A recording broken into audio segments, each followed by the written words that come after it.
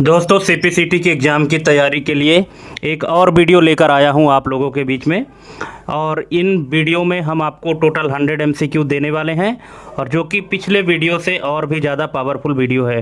ठीक है, और यहाँ पे यूनिक एमसीक्यू आपको मिलेंगे 100 एमसीक्यू, जिनको आपको कंप्लीट करना है। और प्रत्येक करेक्ट आंसर को भी एक्सप्लेन किया गया है, जैसा कि पिछले वीडियो में किया गया था। तो आप लोग कंटिन्यू देखिएगा, और जहाँ भी समझ में ना आए तो कमेंट करके पूछ लीजिएगा। बाकी पुरानी वीडियोज़ की लिंक आपको इस वीडियो के डिस्क्रिप्शन में मिल जाएगी। तो चलिए देरी ना करते हुए शुरू करते हैं। जैसा कि आप स्क्रीन में पहला क्वेश्चन देख रहे हैं, कीबोर्ड में एन की रोल ओवर का मुख्य संबंध किससे है। अब यहाँ पे 4 ऑप्शन दिया गया है, और 4 ऑप्शन में से इसका करेक्ट आंसर क्या होगा आप लोग कमेंट कर सकते हैं। और अगर नहीं पता तो देख लीजिए, इसका करेक्ट आंसर हो जाएगा ऑप्शन नंबर ए, एक साथ कई कुंजियों की पहचान क्षमता। अब ये करेक्ट आंसर कैसे हुआ, एन की रोल ओवर क्या होता है, क्या आपको पता है क्या? इसके पहले आप ये क्वेश्चन सॉल्व किए थे? और अगर किए होंगे तो बहुत अच्छी बात है, और नहीं किए हैं तो यहाँ तो हम बताएंगे ही। तो यहाँ पे इसको समझ लेते हैं कि ये एन की रोल ओवर होता क्या है। तो ये देखिए, जैसा कि आप स्क्रीन में देख रहे हैं कि एन की रोल ओवर, जिसको शॉर्ट में NKRO भी कहते हैं, तो एन की रोल ओवर जो है तो कीबोर्ड की वह क्षमता है जिसके द्वारा वह एक साथ दबाई गई कई कुंजियों को बिना किसी त्रुटि के पहचान सकता है। यह विशेष रूप से गेमिंग और तेज टाइपिंग के लिए महत्वपूर्ण है। होता क्या है कि जब हम कीबोर्ड में एक साथ कई सारी कीज दबा देते हैं तो ऑपरेटिंग सिस्टम उसको कैसे आइडेंटिफाई करता है बिना किसी गलती के कि हम कौन सी बटन दबाए हैं या यूजर कौन सी बटन दबाया है और उसका क्या रिस्पॉन्स होना चाहिए। ठीक है, तो ये जो कैपेसिटी होती है कीबोर्ड में, इसी को एन की रोल ओवर कहा जाता है। ठीक है, और इसका जो संबंध है तो ऑप्शन नंबर ए से है कि एक साथ कई कुंजियों की पहचान क्षमता। ठीक है, इसका यूज तब होता है जब हम स्पीड टाइपिंग करते हैं या कि गेमिंग में होता है। गेमिंग में चूँकि कई सारे बटन को हमको एक साथ दबाना होता है, तो कौन से बटन का कौन सा रोल है ये आइडेंटिफाई करता है, और यह इसकी कैपेसिटी होती है। नेक्स्ट क्वेश्चन है, ऑप्टिकल माउस और लेजर माउस के बीच तकनीकी अंतर किस आधार पर होता है। दोस्तों ऑप्शन दिए गए हैं, आप चाहे तो वीडियो पॉज करके चारों ऑप्शन पढ़ लीजिएगा। हम ऑप्शन पढ़ने के लिए इसलिए आपको बोल रहे हैं क्योंकि अगर आप एग्ज़ाम की तैयारी के दौरान आप 4 ऑप्शन नहीं पढ़ेंगे और फिर एग्ज़ाम हॉल में 4 ऑप्शन पढ़ेंगे तो उस समय आपको डाउट होगा, है ना। लेकिन आप लोगों ने ही रिकमेंड किया कि हम चारों ऑप्शन ना पढ़ें, इसलिए हम नहीं पढ़ रहे हैं, आपको यहाँ सिर्फ करेक्ट आंसर बता रहे हैं। लेकिन मैं ये कहूँगा कि बल्कि आप लोग चारों ऑप्शन पढ़िए, तभी आपका कॉन्सेप्ट क्लियर होगा। ठीक है, और अगर आप चैनल में पहली बार आए हैं तो प्लीज़ चैनल को सब्सक्राइब कर लीजिएगा, क्योंकि फ्री ऑफ कॉस्ट हम तैयारी कराते हैं आपके लिए, और जब तक एग्ज़ाम नहीं हो जाएगा तब तक तैयारी कराते रहेंगे।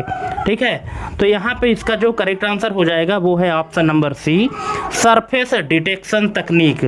जो सरफेस डिटेक्शन तकनीक है, इसके आधार पर हम अंतर स्पष्ट कर पाते हैं ऑप्टिकल माउस और लेजर माउस में। कैसे कर पाते हैं, यहाँ पे रीजन भी है कि ऑप्टिकल माउस सतह को स्कैन करने के लिए LED लाइट का उपयोग करता है। ठीक है, जो LED लाइट लगी होती है रेड कलर की, उसको ऑप्टिकल माउस कहते हैं। जबकि लेजर माउस लेजर बीम का उपयोग करता है। लेजर माउस अधिक संवेदनशील होता है, ठीक है, अधिक सेंसिटिव होता है, और कांच जैसी चमकदार सतहों पर भी काम कर सकता है। ठीक है, तो यही अंतर है इन दोनों में कि जो सरफेस डिटेक्शन होता है उसके आधार पर हम अंतर स्पष्ट कर पाते हैं ऑप्टिकल माउस और लेजर माउस में। ठीक है, वैसे आप देखे होंगे कि माउस चलाने के लिए माउस पैड यूज किया जाता है जो कि नॉन ट्रांसपेरेंट होता है, लेकिन जो लेजर माउस होता है तो उसको आप चाहे ट्रांसपेरेंट चीज़ में या कि किसी ग्लास के ऊपर भी रख कर चलाएंगे तो भी प्रॉपर तरीके से चलेगा। लेकिन जो ऑप्टिकल माउस होता है तो उसको चलाने के लिए आपको माउस पैड की ज़रूरत पड़ती करती है, या कि फिर एक ऐसा सरफेस चाहिए जो कि नॉन ट्रांसपेरेंट हो, तभी वो प्रॉपर तरीके से काम करेगा। ठीक है, चलिए नेक्स्ट क्वेश्चन है, स्कैनर में ऑप्टिकल रेजोल्यूशन और इंटरपोलेटेड रेजोल्यूशन में मूल अंतर क्या है? तो इसमें मूल अंतर है ऑप्शन नंबर बी, वास्तविक सेंसर क्षमता बनाम सॉफ्टवेयर वृद्धि। अब ये कैसे, इसको भी समझ लीजिए। यहाँ पे लिखा है कि ऑप्टिकल रिजोल्यूशन स्कैनर के हार्डवेयर सेंसर की वास्तविक क्षमता होती है, जबकि इंटरपोलेटेड रेजोल्यूशन सॉफ्टवेयर एल्गोरिदम का उपयोग करके पिक्सल के बीच नए पिक्सल जोड़कर छवि को बड़ा दिखाता है। ठीक है, आप वीडियो पॉज करके और ये जो एक्सप्लेनेशन है इसको आप एक दो बार और पढ़ेंगे तो आपको अच्छे से समझ में आ जाएगा। अगर इसके बाद भी नहीं आता है तो आप कमेंट करके पूछ लीजिएगा। नेक्स्ट है, वेब कैम में, जो वेब कैमरा होता है, तो वेब कैम में फ्रेम रेट अधिक होने पर मुख्य प्रभाव किस पर पड़ता है? तो ये पड़ता है motion smoothness. Option number B इसका करेक्ट आंसर हो जाएगा, गतिशीलता की स्मूथनेस पर। जितना ज़्यादा फ्रेम रेट होगा, ठीक है, उतना अच्छा जो मोशन होगा वो उतना ही स्मूथ चलेगा।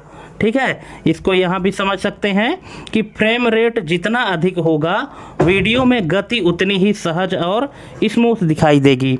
कम FPS पर वीडियो रुक रुक कर चलती है। ठीक है, जो कम फ्रेम रेट होता है तो इससे क्या हो जाता है कि वीडियो ऐसा लगता है कि अटक अटक के चल रही है, वो किसकी कमी के कारण है? अगर फ्रेम रेट कम है तब। नेक्स्ट है, माइक्रोफोन की पोलर पैटर्न कार्डियोइड होने का तात्पर्य क्या है? माइक्रोफोन की जो पोलर पैटर्न है वो कार्डियोइड होने का क्या तात्पर्य है? तो इसका तात्पर्य है सामने की ध्वनि अधिक ग्रहण। Option number A. कैसे? ये देखिए कि कार्डियोइड पैटर्न हार्ट शेप में ध्वनि ग्रहण करता है। यह माइक्रोफोन के ठीक सामने की आवाज़ के प्रति सबसे अधिक संवेदनशील होता है और पीछे की आवाज़ों को नज़रअंदाज कर देता है। जो बैकग्राउंड में आवाज़ आती है उसको इग्नोर कर देता है। ठीक है, और जो सामने आवाज़ डिटेक्ट होती है, ठीक है, तो उसी को कैप्चर करता है ना। तो ये काम होता है पोलर पैटर्न के कार्डियोइड का। ठीक है, नेक्स्ट क्वेश्चन है, मॉनिटर में रिस्पांस टाइम कम होने का मुख्य लाभ क्या है?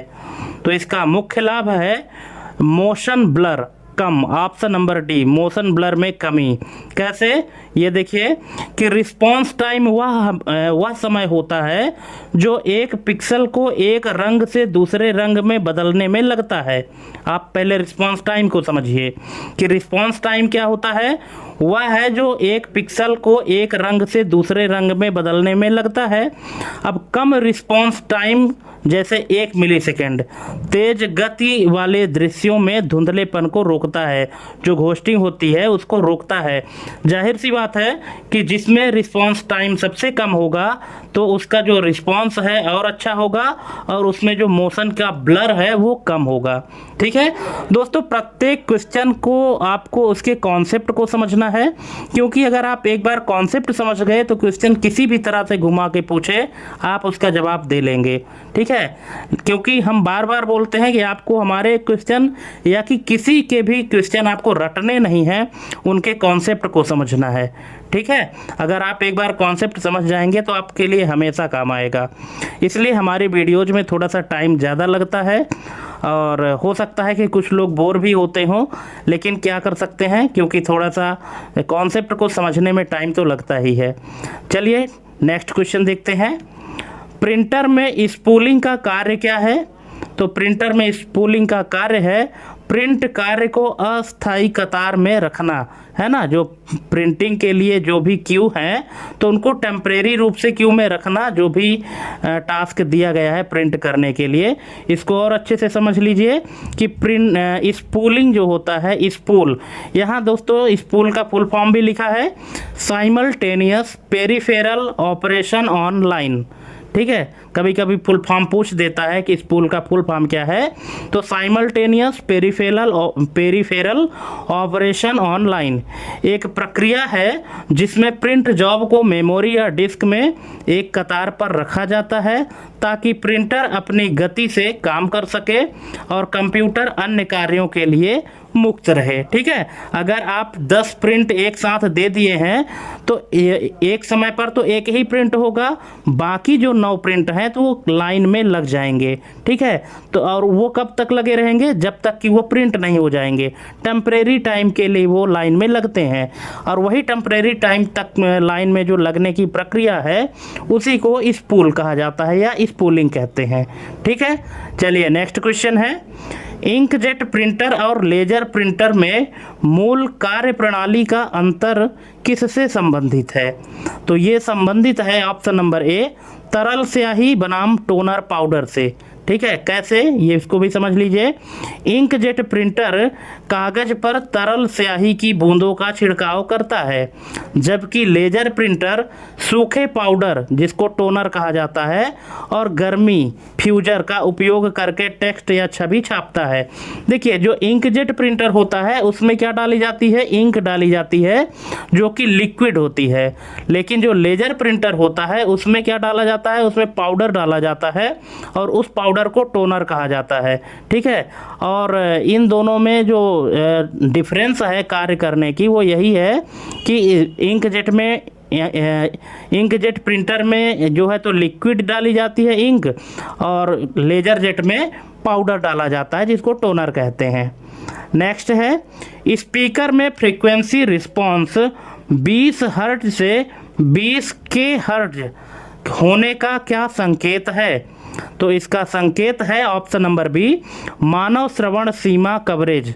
ठीक है, कैसे, इसको भी समझ लीजिए कि मानव के कान सामान्यतः कम से कम 20 बॉस, ठीक है, 20 हर्ट्ज से 20,000 हर्ट्ज तक की ध्वनि सुन सकते हैं।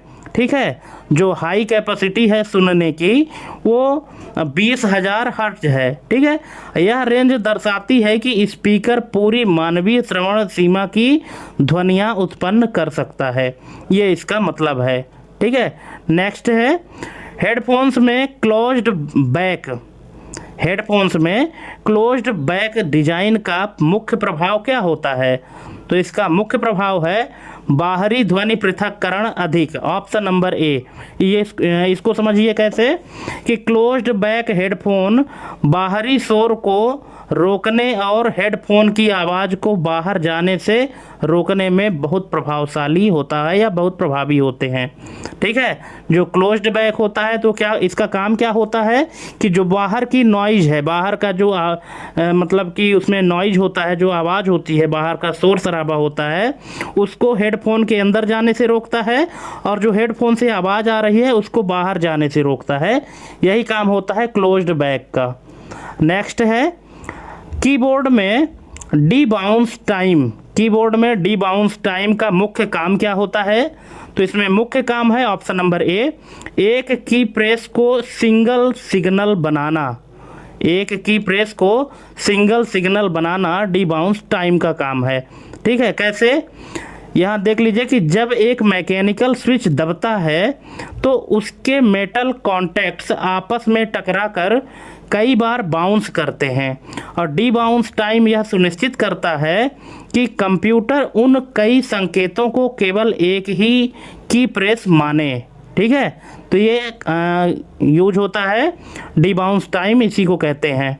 अगर आपको समझ में ना आया हो तो आप वीडियो पॉज करके 1-2 बार और पढ़ेंगे तो समझ में आ जाएगा। इसके बाद भी नहीं आता है तो कमेंट कर लीजिएगा। दोस्तों, क्वेश्चन पूरे कॉन्सेप्ट बेस पर हैं। अगर आपका कॉन्सेप्ट क्लियर रहेगा तो कितना कठिन से कठिन प्रश्न पूछेगा वो आपको आ ही जाएगा। और लास्ट में आपको कमेंट ये भी करना है कि आपके कितने नंबर सही हुए, कितने गलत हुए और ये क्वेश्चन का लेवल आपको कैसा लगा। नेक्स्ट है, मैकेनिकल कीबोर्ड में एक्यूएशन पॉइंट किससे जुड़ा है? तो ये जुड़ा है ऑप्शन नंबर डी, की कितनी गहराई पर रजिस्टर होती है। ठीक है, कैसे, ये देखिए, एक्चुएशन पॉइंट वह दूरी है जहां तक कुंजी दबाने पर कीबोर्ड सिग्नल भेज देता है। मैकेनिकल कीबोर्ड में कुंजी को पूरा नीचे दबाने की ज़रूरत नहीं होती है, इसी को एक्चुएशन पॉइंट कहते हैं। जब हम कीबोर्ड से कोई भी की दबाते हैं तो कितनी दूरी तक दबाना है उसको, है ना, क्योंकि पूरा दबाने का कोई मतलब नहीं है, थोड़ा सा भी दबाते हैं तो भी उसका काम हो जाता है ना। तो ये वही चीज़ है, एक्चुएशन पॉइंट क्या है कि वह दूरी जहां तक कुंजी दबाने पर कीबोर्ड सिग्नल भेज देता है, उसी को एक्चुएशन पॉइंट कहते हैं। ठीक है, नेक्स्ट है माउस में पोलिंग रेट। माउस में पोलिंग रेट 125 हर्ट्ज से 1000 हर्ट्ज करने पर मुख्य फ़र्क क्या होगा? तो ये है कर्सर रिस्पॉन्स डिले कम, ऑप्शन नंबर बी। कैसे, ये देखिए कि पोलिंग रेट यह बताता है कि माउस हर सेकंड को कितनी बार अपनी स्थिति की रिपोर्ट देता है। 1000 हर्ट्ज का मतलब है कि हर 1 मिली सेकेंड में रिपोर्ट भेजी जा रही है, जिससे लैग कम होता है। ठीक है, जिससे लैग कम होता है। नेक्स्ट है लेजर माउस ग्लॉसी सरफेस पर अनस्टेबल क्यों हो सकता है? तो इसका रीज़न है ऑप्शन नंबर ए, लाइट रिफ्लेक्शन डिस्टर्ब होना। ठीक है, जो ग्लॉसी सरफेस होता है, जो ट्रांसपेरेंट सरफेस होता है, तो उस पर जो लेजर माउस है वो अनस्टेबल हो जाता है। क्यों? क्योंकि जो लाइट का रिफ्लेक्शन है वो डिस्टर्ब होता है, इसलिए इसका रीज़न भी है कि लेजर प्रकाश या लेजर लाइट अत्यधिक केंद्रित होता है। चमकदार या कांच जैसी सतहों पर प्रकाश का परावर्तन अनियमित हो सकता है, जिससे माउस का सेंसर सतह के विवरण को सही से ट्रैक नहीं कर पाता।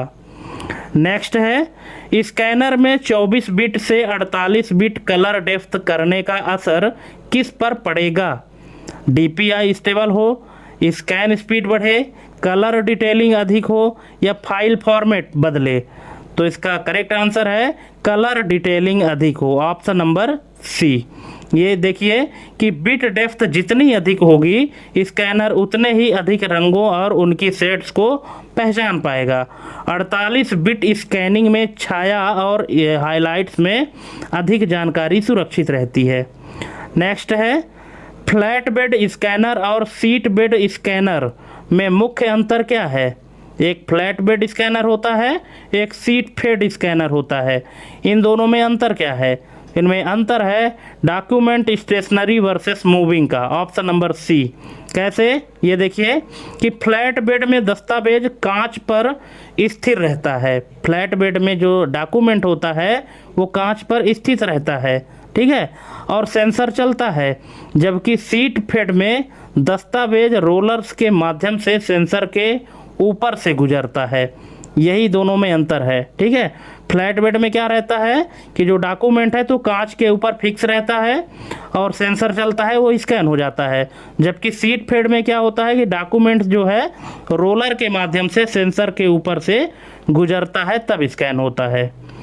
नेक्स्ट है वेबकैम में लो लाइट कंपनसेशन।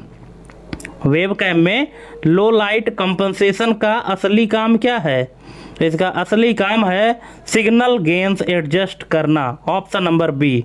कैसे, यहाँ देखिए कि कम रोशनी में वेबकैम सेंसर की संवेदनशीलता को बढ़ा देता है और शटर स्पीड को धीमा कर देता है ताकि इमेज ब्राइट दिख सके। नेक्स्ट है माइक्रोफोन में सेंसिटिविटी अधिक होने का मतलब क्या है? तो इसका मतलब है लो साउंड भी कैप्चर हो, option number D. Low sound भी कैप्चर हो। कैसे, ये देखिए कि उच्च संवेदनशीलता वाला माइक्रोफोन बहुत धीमी आवाज़ों को भी इलेक्ट्रिकल सिग्नल में प्रभावी ढंग से बदल सकता है। नेक्स्ट है मॉनिटर में IPS पैनल का मुख्य फायदा TN पैनल से क्या है? तो ये है बीविंग एंगल बेहतर होता है, ऑप्शन नंबर सी। कैसे, ये देखिए IPS मतलब इन प्लान स्विचिंग। पैनल में रंग और ब्राइटनेस अलग अलग कोणों से देखने पर भी बदलते नहीं हैं, जबकि TN पैनल में कलर शिफ्ट की समस्या होती है। ठीक है, तो ये इसका करेक्ट आंसर हो जाएगा। नेक्स्ट है मॉनिटर में पिक्सल पिच कम होने का मतलब क्या है? तो इसका मतलब है पिक्सल डेंसिटी ज़्यादा, ऑप्शन नंबर ए।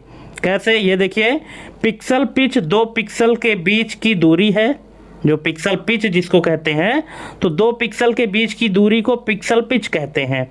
यह दूरी जितनी कम होगी पिक्सल उतने ही पास होंगे, जिससे तस्वीर अधिक स्पष्ट और शार्प दिखाई देगी। ठीक है, तो यही है कि मॉनिटर में पिक्सल पिच अगर कम है तो इसका मतलब है कि पिक्सल की डेंसिटी ज़्यादा है और इमेज क्लियर दिखाई देगी। नेक्स्ट है लेजर प्रिंटर में ड्रम का मुख्य कार्य क्या है? तो इसका मुख्य कार्य है इलेक्ट्रोस्टैटिक इमेज बनाना। कैसे? ये है कि ड्रम एक फोटो सेंसिटिव डिवाइस है जिस पर लेजर बीम द्वारा स्टैटिक इलेक्ट्रिसिटी के माध्यम से एक अदृश्य छवि बनाई जाती है, जिस पर बाद में टोनर चिपकता है। ये इसका काम होता है ड्रम का। नेक्स्ट है इंकजेट प्रिंटर में पाइजो इलेक्ट्रिक इंकजेट प्रिंटर में पाइजो इलेक्ट्रिक टेक्नोलॉजी किससे जुड़ी है?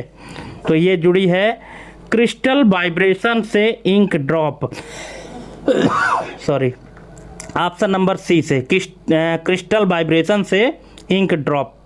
ने इसका जो एक्सप्लेनेशन है वो ये है कि इस तकनीक में एक इलेक्ट्रिक चार्ज के माध्यम से पीजो क्रिस्टल में कंपन पैदा किया जाता है, जो स्याही की बूंदों को नोजल से बाहर धकेलता है। ठीक है, एप्सन प्रिंटर इसका उपयोग करते हैं, जो एप्सन कंपनी के प्रिंटर होते हैं वो इसका यूज करते हैं, इसलिए ऑप्शन नंबर सी इसका करेक्ट आंसर हो जाएगा। नेक्स्ट है मॉनिटर में रिफ्रेश रेट बढ़ाने से प्राइमरी इम्पैक्ट किस पर पड़ता है? तो ये पड़ता है मोशन स्मूथनेस पर, ऑप्शन नंबर बी। कैसे? ये देखिए, रिफ्रेश रेट यह बताता है कि मॉनिटर 1 सेकेंड में कितनी बार इमेज को अपडेट करता है, और उच्च रेट से वीडियो और गेमिंग बहुत ही स्मूथ लगते हैं। ठीक है, जो रिफ्रेश रेट है तो वो क्या बताता है कि एक बार में इमेज को कितनी बार अपडेट किया जाता है, ये बताता है रिफ्रेश रेट, और जितना ज़्यादा रिफ्रेश रेट होगा तो वीडियो गेमिंग उतनी ही स्मूथ होगी। नेक्स्ट है स्पीकर में वूफर का काम किस फ्रीक्वेंसी रेंज से जुड़ा है? तो ये जुड़ा है लो फ्रीक्वेंसी, ऑप्शन नंबर डी। कैसे? ये देखिए कि वूफर एक बड़ा ड्राइवर होता है जिसे विशेष रूप से बास यानी कम आवृत्ति वाली ध्वनियों को उत्पन्न करने के लिए डिजाइन किया गया है। नेक्स्ट है माइक्रोफोन में कार्डोइड पैटर्न का प्रैक्टिकल इफेक्ट क्या है? तो इसका प्रैक्टिकल इफेक्ट है रियर साउंड ब्लॉक अधिक, ऑप्शन नंबर बी। कैसे? ये है कि कार्डोइड पैटर्न पीछे से आने वाले शोर को बहुत कम कर देता है, जिससे यह लाइव परफॉर्मेंस और पॉडकास्ट के लिए आदर्श बन जाता है। नेक्स्ट है ऑप्टिकल माउस में DPI यानी डॉट्स पर इंच अधिक होने का क्या अर्थ है? तो इसका अर्थ है पॉइंटर मूवमेंट पर इंच अधिक, ऑप्शन नंबर ए। कैसे होगा? ये देखिए कि उच्च DPI का मतलब है कि माउस को 1 इंच हिलाने पर स्क्रीन पर कर्सर अधिक दूरी तय करेगा। यह हाई रेजोल्यूशन स्क्रीन के लिए उपयोगी होता है। नेक्स्ट है स्कैनर में इंटरपोलेटेड रेजोल्यूशन का मतलब क्या है? तो इसका मतलब है सॉफ्टवेयर कैलकुलेशन से रेजोल्यूशन बढ़ाना, ऑप्शन नंबर सी। कैसे? ये देखिए, यह तकनीक मौजूद पिक्सल के रंगों का औसत निकालकर उनके बीच नए पिक्सल डालती है, जिससे इमेज बड़ी तो होती है लेकिन उसमें वास्तविक डिटेल्स नहीं बढ़ती। ऑप्शन नंबर सी इसका करेक्ट आंसर हो जाएगा। नेक्स्ट है हेडफोन्स में इम्पीडेंस अधिक होने पर क्या आवश्यक हो सकता है? तो ये हो सकता है एक्स्ट्रा एम्पलीफायर सपोर्ट। कैसे? ये देखिए कि उच्च इम्पीडेंस यानी जैसे 250 से 600 ओम वाले हेडफोन को चलाने के लिए अधिक वोल्टेज की आवश्यकता होती है, जिसके लिए एक बाहरी एम्पलीफायर की ज़रूरत पड़ती है। नेक्स्ट है वेबकैम में ऑटो फोकस सिस्टम किस आधार पर काम करता है? तो ये करता है distance detection adjust. Option number D इसका करेक्ट आंसर हो जाएगा। जो ऑटो फोकस सिस्टम है तो यह डिस्टेंस डिटेक्शन एडजस्ट करने के आधार पर काम करता है। कैसे करता है ये देखिए, ऑटो फोकस सेंसर और लेंस के बीच की दूरी को मोटर के जरिए तब तक एडजस्ट करता है जब तक कि विषय सबसे शार्प ना दिखाई दे। जब तक कि जो ऑब्जेक्ट है जब तक शार्प दिखाई ना दे तब तक एडजस्ट करता है। नेक्स्ट है, कीबोर्ड में एन की रोलर हाई होने का मतलब क्या है? तो इसका मतलब है मल्टीपल कीज साइमल्टेनियस रजिस्टर। कैसे ये देखिए, यह कीबोर्ड को एक साथ कई कुंजियों को बिना किसी घोस्टिंग या की ब्लॉकिंग के प्रोसेस करने की अनुमति देता है। नेक्स्ट है, मॉनिटर में रिस्पॉन्स टाइम 1 मिलीसेकंड और 5 मिलीसेकंड का अंतर मुख्यतः किस स्थिति में अधिक नोटिसेबल होता है? तो ये होगा फास्ट मूविंग वीडियो या गेमिंग में। Option number B. कैसे होगा ये देखिए कि तेज गति वाले खेलों जैसे शूटिंग गेम्स में 5 मिलीसेकंड वाले मॉनिटर पर कभी कभी मोशन ब्लर दिखता है ना, जबकि 1 मिलीसेकंड पर तस्वीर स्पष्ट रहती है। कभी कभी आप देखे होंगे कि जो गेम आप चला रहे हैं तो उसमें जो हैंगिंग की प्रॉब्लम आती है या कि ब्लर दिखता है, ठीक है। तो इसी कारण होता है कि अगर रिस्पॉन्स टाइम 5 मिलीसेकंड का है तो जाहिर सी बात है कि उसमें ब्लर आएगा ही आएगा, लेकिन अगर रिस्पॉन्स टाइम 1 मिलीसेकंड है तो उसमें कोई भी ब्लर नहीं आएगा और सब चीज़ क्लियर दिखाई देगा। नेक्स्ट है, कीबोर्ड में एंटी घोस्टिंग फीचर मुख्यतः किस समस्या को कम करता है? तो ये करता है मल्टीपल की miss detection. Option number C. कैसे कम करता है ये समझ लीजिए कि घोस्टिंग वह समस्या है जहां कीबोर्ड उन कुंजियों को रजिस्टर कर देता है जिन्हें आपने दबाया ही नहीं या दबाई गई कुंजियों को छोड़ देता है। एंटी घोस्टिंग इसे ठीक करता है ना। कहने का मतलब ये है कि जब ऐसी की जिनको आपने दबाया ही नहीं है तो कीबोर्ड उन्हें क्या कर देता है, छोड़ देता है या उन्हें ठीक कर देता है। नेक्स्ट है, लेजर प्रिंटर में कोरोना वायर का संबंध किससे है? ठीक है, तो ये संबंध है इलेक्ट्रोस्टैटिक चार्जिंग से। Option number B. कैसे है यहाँ देख लीजिए कि कोरोना वायर ड्रम की सतह पर एक समान ऋणात्मक या धनात्मक चार्ज फैलाने का काम करता है ताकि लेजर बीम उस पर इमेज बना सके। नेक्स्ट है, माइक्रोफोन में डायनेमिक माइक और कंडेंसर माइक का मुख्य टेक्निकल अंतर किससे जुड़ा है? तो ये जुड़ा है पावर रिक्वायरमेंट से। ऑप्शन नंबर ए इसका करेक्ट आंसर हो जाएगा। कैसे होगा ये भी देख लीजिए। कंडेंसर माइक्रोफोन को सक्रिय होने के लिए बाहरी बिजली की आवश्यकता होती है ना, यानी फैंटम पावर 48 वोल्ट, जबकि डायनेमिक माइक्रोफोन बिना बाहरी बिजली के काम करते हैं। तो यही अंतर है दोनों में, जो डायनेमिक माइक और कंडेंसर माइक है। तो ठीक है, कंडेंसर माइक को क्या होता है, सक्रिय होने के लिए बाहरी बिजली की आवश्यकता होती है, मतलब बाहर से पावर की आवश्यकता होती है, जबकि जो डायनेमिक माइक्रोफोन है तो बिना किसी बाहरी बिजली के भी काम करते हैं। नेक्स्ट है, स्पीकर में सेंसिटिविटी के रेटिंग अधिक होने का प्रैक्टिकल अर्थ क्या है? तो इसका अर्थ है कम पावर में ज़्यादा लाउडनेस। Option number C. कैसे, ये देखिए कि संवेदनशीलता यानी डीबी यह बताती है कि एक स्पीकर 1 वाट बिजली पर कितनी तेज आवाज़ पैदा कर सकता है। उच्च संवेदनशीलता का मतलब है कि यह कम पावर वाले एम्पलीफायर पर भी तेज बजेगा। तो ये मतलब होता है सेंसिटिविटी रेटिंग अधिक होने का। नेक्स्ट है, स्कैनर में सीसीडी सेंसर और सीआईएस सेंसर का मुख्य अंतर किससे संबंधित है? तो ये संबंधित है डेप्थ ऑफ फील्ड से। इसको समझ लीजिए कि सीसीडी स्कैनर्स में लेंस होते हैं जो उबड़ खाबड़ चीज़ों जैसे खुली किताब के बीच का हिस्सा को भी फोकस कर रख सकते हैं, जबकि सीआईएस स्कैनर को बिल्कुल सपाट संपर्क की ज़रूरत होती है। नेक्स्ट है, माउस में एक्सेलरेशन सेटिंग एनेबल होने पर क्या इफेक्ट दिख सकता है? तो ये दिखेगा पॉइंटर स्पीड मूवमेंट स्पीड पर डिपेंड। कैसे, इसको समझिए। एक्सेलरेशन होने पर यदि आप माउस को बहुत तेज हिलाते हैं तो कर्सर स्क्रीन पर बहुत दूर जाएगा, चाहे आपने माउस को भौतिक रूप से कम ही दूरी तक हिलाया हो। ठीक है, अगर माउस में ऐसा होता है कि माउस में अगर आपने एक्सेलरेशन सेटिंग इनेबल कर दिया है तो इसका इफेक्ट क्या होगा कि अगर आप थोड़ा सा भी माउस को इधर उधर मूव करेंगे तो उसका जो कर्सर है तो बहुत तेज से स्क्रीन में एक स्थान से दूसरे स्थान पर जाएगा। ठीक है, नेक्स्ट है मॉनिटर में कंट्रास्ट रेशियो अधिक होने का डायरेक्ट इफेक्ट क्या है? तो इसका इफेक्ट है डार्क और ब्राइटनेस एरिया में बेहतर अंतर। ठीक है, इसको भी समझिए कि यह सफ़ेद और काले रंग के बीच की ब्राइटनेस का अनुपात है। उच्च कंट्रास्ट होने पर काले रंग अधिक गहरे और तस्वीर अधिक सजीव दिखाई देती है।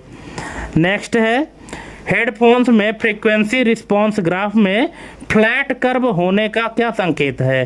तो इसका संकेत है balanced sound reproduction, option number D.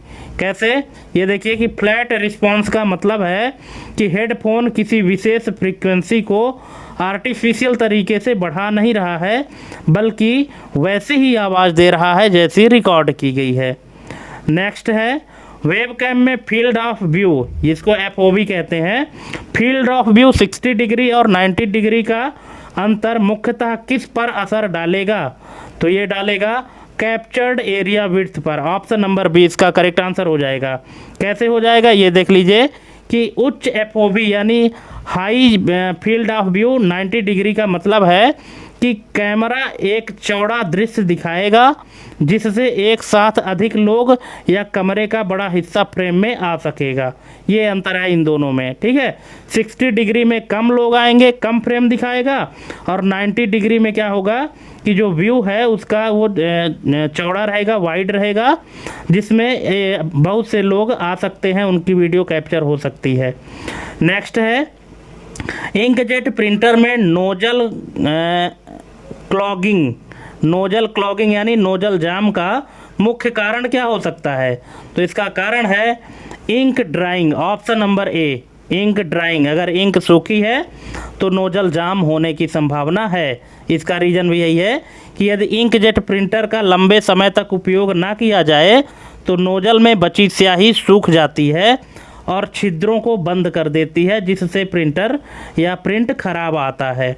ठीक है, जब बहुत दिन तक यूज नहीं होता है, क्योंकि इंकजेट प्रिंटर में लिक्विड भरा होता है, तो बहुत दिन यूज ना करने से वो इंक जो है तो जम जाती है, जिससे जो उसके जो छिद्र होते हैं नोजल के वो जाम हो जाते हैं, जिससे प्रिंट होता है आइटम तो ख़राब प्रिंट होता है।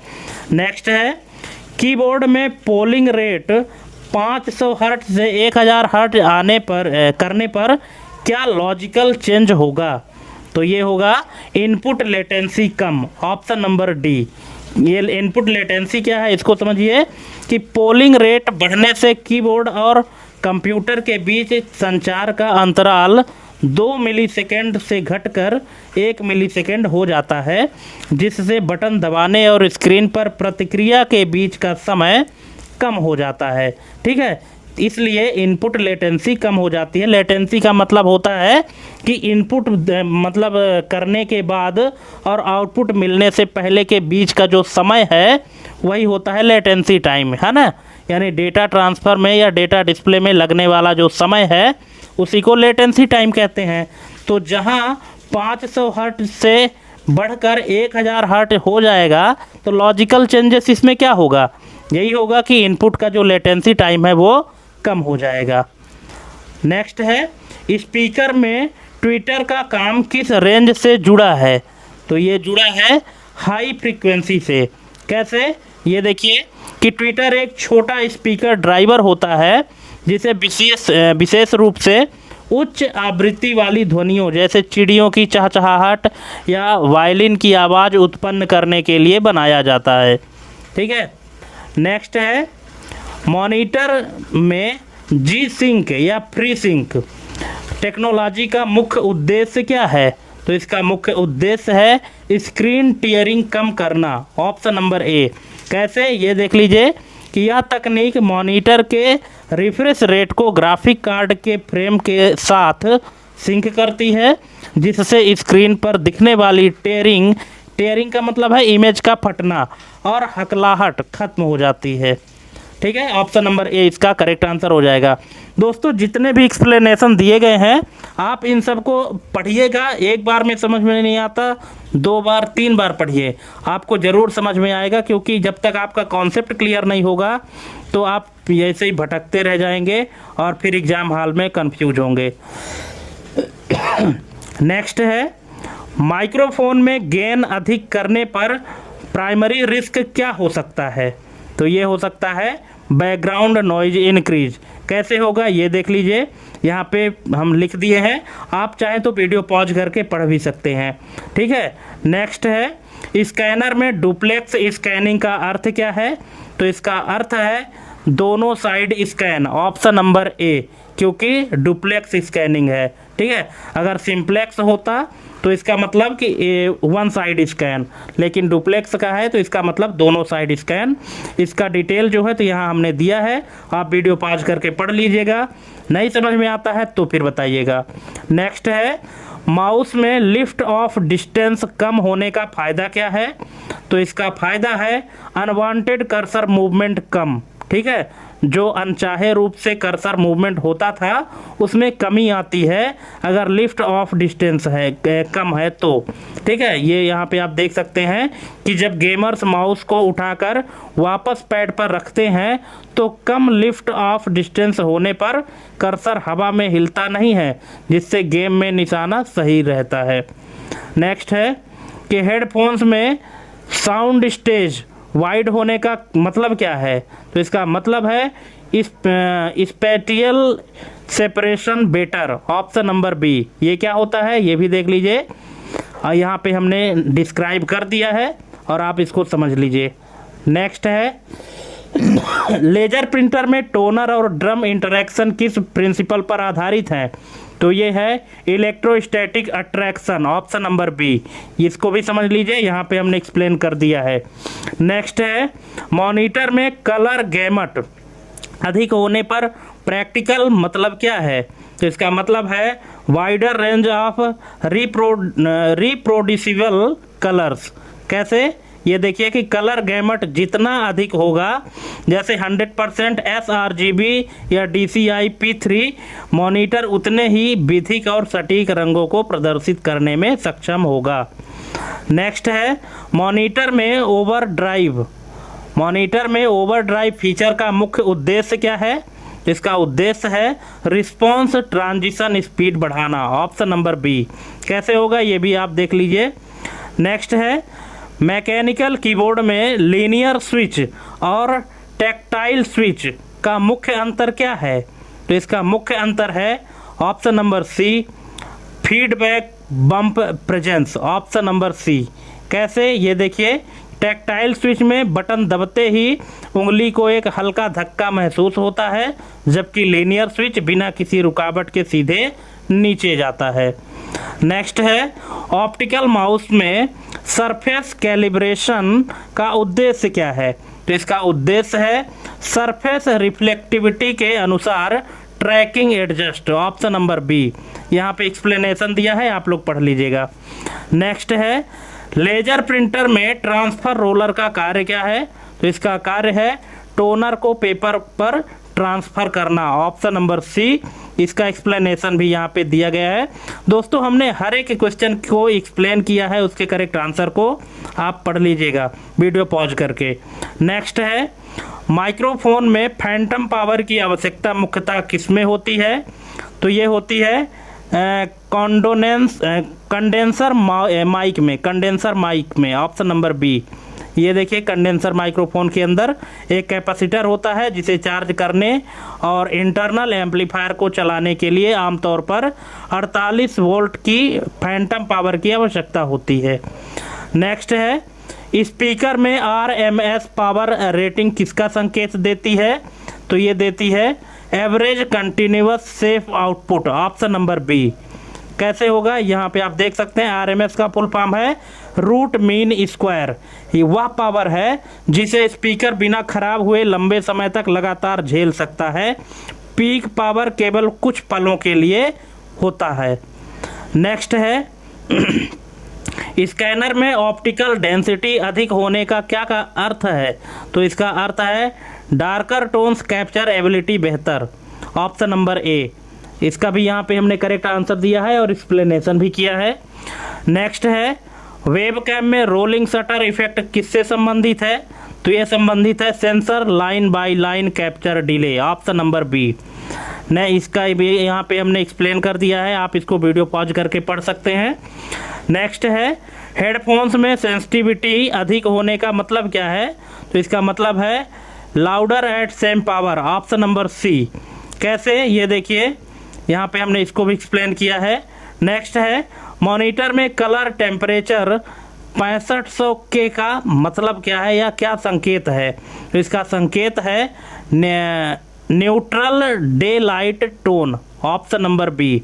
कैसे, ये देखिए कि 6500 के यानी D65 को मानक डे लाइट यानी दोपहर की रोशनी माना जाता है। यह ना तो बहुत पीला होता है और ना ही बहुत नीला होता है।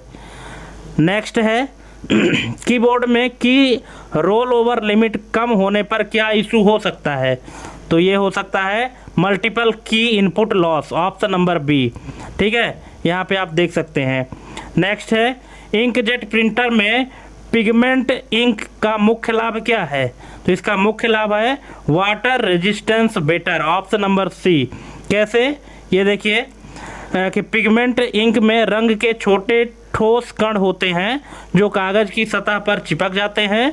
यह डाई आधारित इंक की तुलना में पानी और धूप के प्रति अधिक प्रतिरोधी होती है।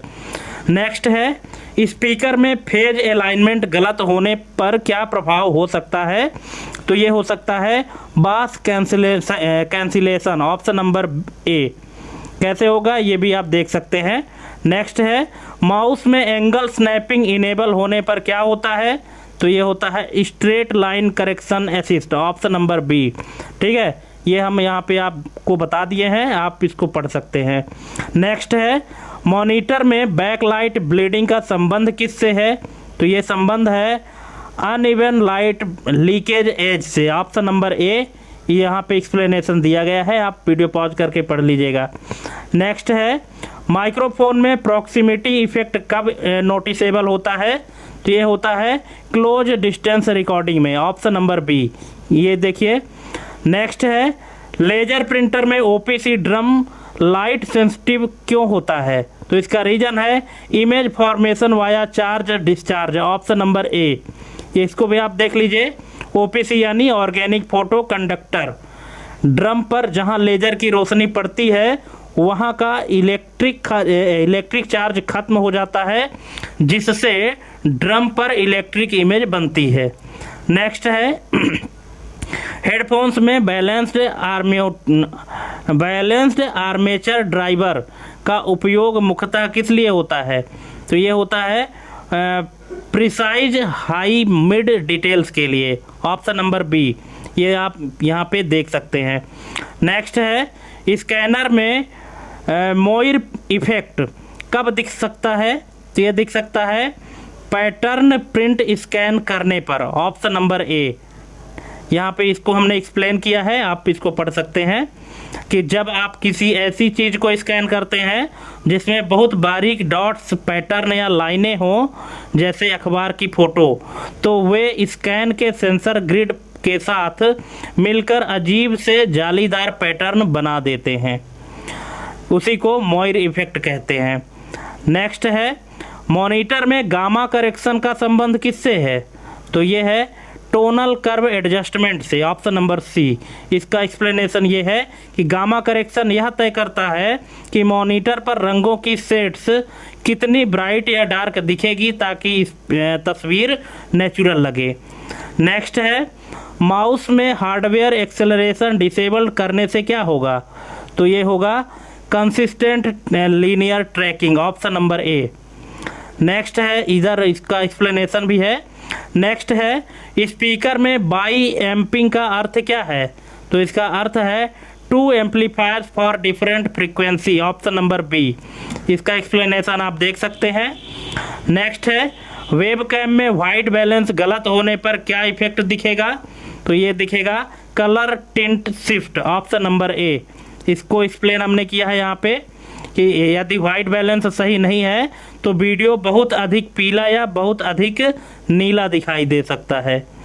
नेक्स्ट है कीबोर्ड में मैक्रो की का उपयोग किस लिए होता है? तो ये होता है मल्टीपल कमांड्स सिंगल प्रेस के लिए, option number A. Single press से multiple command, option number A. कैसे? ये देखिए मैक्रो कीज आपको कुंजियों के एक लंबे क्रम को एक ही बटन में सेव करने की अनुमति देती है, जो गेमिंग या जटिल सॉफ्टवेयर कार्यों में समय बचाती है। नेक्स्ट है मॉनिटर में HDR 400 वर्सेस HDR 1000 डिफरेंस मुख्यतः किससे जुड़ा है? तो ये जुड़ा है पीक ब्राइटनेस कैपेबिलिटी से, ऑप्शन नंबर बी। कैसे जुड़ा है ये आप देख सकते हैं। नेक्स्ट है मॉनिटर में लोकल डाइमिंग फीचर मुख्यतः किसको बेहतर करता है? तो ये करता है डायनेमिक कॉन्ट्रास्ट जोन से, ऑप्शन नंबर सी। एक्सप्लेनेशन हमने यहाँ पे दिया है, आप पढ़ सकते हैं। नेक्स्ट है मैकेनिकल कीबोर्ड में एक्चुएशन फोर्स अधिक होने का प्रैक्टिकल असर क्या है? तो इसका असर है एक्सीडेंटल प्रेस कम, ऑप्शन नंबर ए। एक्सप्लेनेशन यहाँ पे दिया गया है, आप पढ़ लीजिएगा। नेक्स्ट है ऑप्टिकल माउस में सेंसर जिटर कब दिख सकता है? तो ये दिख सकता है एक्सट्रीमली हाई DPI में, ऑप्शन नंबर बी। एक्सप्लेनेशन में ये दिया गया है।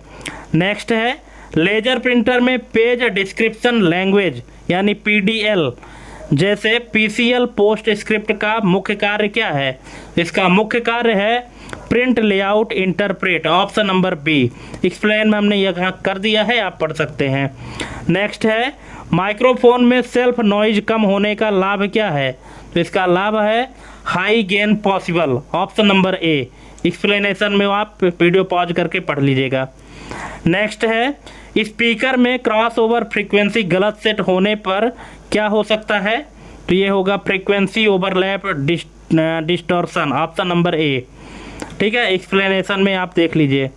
नेक्स्ट है हेडफोन्स में THD यानी टोटल हार्मोनिक डिस्टॉर्शन कम होने का क्या संकेत है? तो इसका संकेत है clearer reproduction, option number B. ठीक है, ये देख लीजिए। नेक्स्ट है स्कैनर में डी स्क्रीन फीचर किस समस्या को कम करता है? तो ये करता है मोइरे पैटर्न को, ऑप्शन नंबर ए। ये मोइरे पैटर्न हमने जो बताया था कि डॉट वाली इमेज को अगर आप स्कैन करेंगे तो जो अजीब सी एक पैटर्न बनाती है उसी को मोइरे इफेक्ट कहते हैं। नेक्स्ट है वेब कैम में बिट रेट कम होने पर मुख्य असर क्या होगा? तो ये होगा compression artefact, option number B. इसका भी यहाँ पे हमने बताया है, एक्सप्लेन किया है डिटेल में। नेक्स्ट है मॉनिटर में इनपुट लैग अधिक होने का असर किस पर पड़ेगा? तो ये पड़ेगा कॉम्पिटिटिव गेमिंग रिएक्शन में, ऑप्शन नंबर बी।